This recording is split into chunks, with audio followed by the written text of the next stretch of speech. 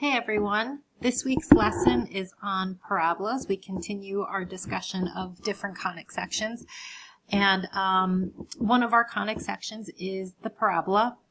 We have studied parabolas before in Algebra 1 and Algebra 2, and so all of that stuff is still true, except now we have parabolas that can be graphed horizontally as well, and they look like this. And we're going to have some new vocabulary terms. We have what's known as the focus and the directrix. So a parabola is by definition the set of all the points that are equidistant from both the focus, which is a fixed point, and the directrix, which is a fixed line. And so if you can see here, this is what these are trying to show you. Every point on this blue parabola, if you were to measure straight down to the directrix and straight across to the focus, those two lengths would always be the same. The axis of symmetry is something that we've already learned about in Algebra 1. It is the line that cuts the parabola exactly in half. When we have a horizontal opening parabola, then the axis of symmetry becomes a horizontal line.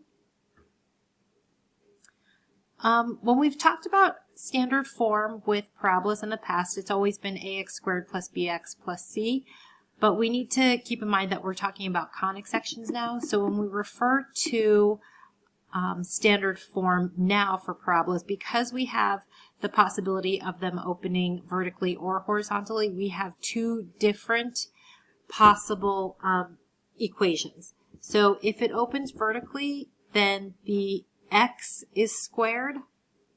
If it opens horizontally, then the y is squared.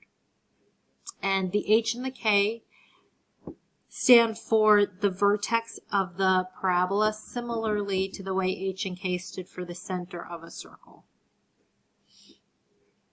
Your p-value is what's known as the focal length. So it's the distance from your vertex to your focus.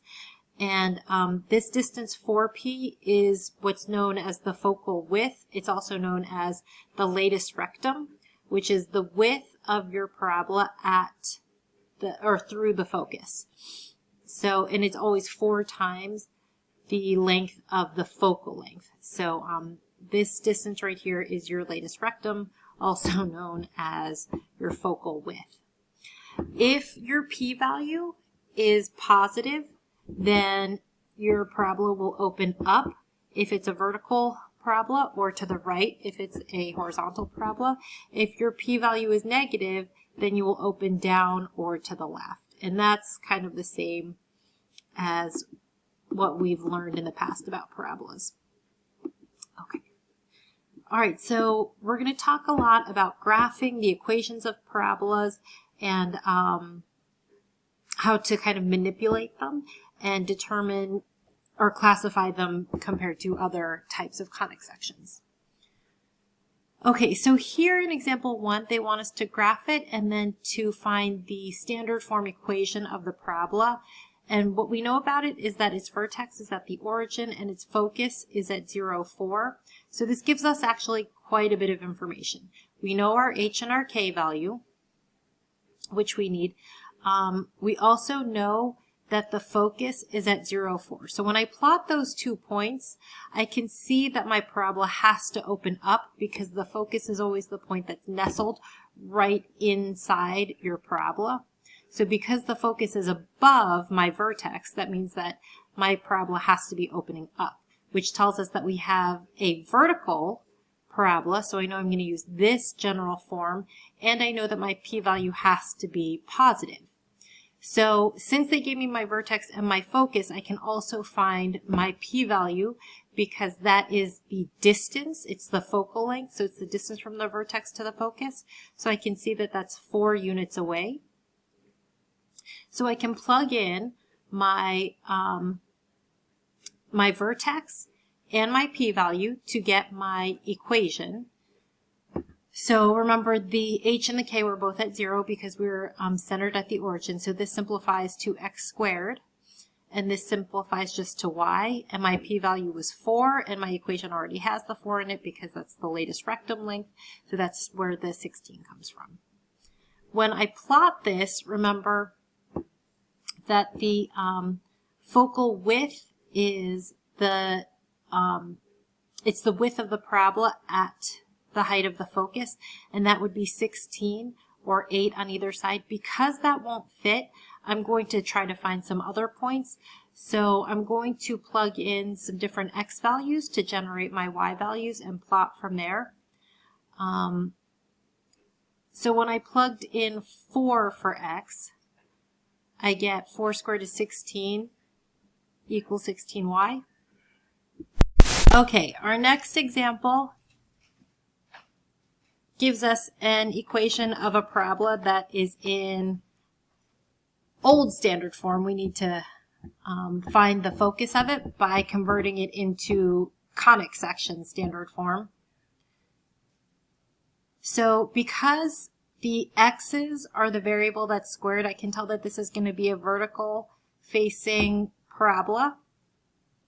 And I can even look at my a value here and see that it's going to face down, which means that we need a negative p-value. So to get this into standard form, we need to complete the square. So the first thing I'm going to do is move all of my x's over to the left and everything else over to the right. I can't complete the square with a coefficient in front of my x squared, so I multiply everything through by 2 on both sides. And then I find the value that would complete the square on the left, which is 1. You find that by taking half of this value and then squaring it. So if I add 1 to the left, I have to add 1 to the right. And then this will now factor to x plus 1 squared, and this simplifies to negative 2y plus 2. And once we factor out the negative 2, we see our equation now in standard form. So we need to find where the focus is, which means we need our p-value. This number right here, remember, is 4p. So if I solve for my p, I get negative 1/2. So if my vertex is at negative 1, 1, then my focus would be 1/2 units away from that in the downward direction because we're facing down. So my focus would be at negative 1, 1/2. And finally, we need to find the standard form of the equation of a parabola with a vertex at 1, 0 and a focus at 2, 0. Again, this information is enough to tell us both our p-value, our focal length, as well as the direction that it opens. So the focus is to the right of the vertex, graphically speaking, so that means that this parabola has to open to the right. This is a horizontal parabola, so we're going to use this formula. Plug in your values for your vertex, and our p-value is 1 because our focus is 1 away from our vertex. And when we clean that up, we get y squared equals 4 times the quantity x minus 1. And that's it. There's a lot of good practice associated with this, and see me on Thursday if you have any questions.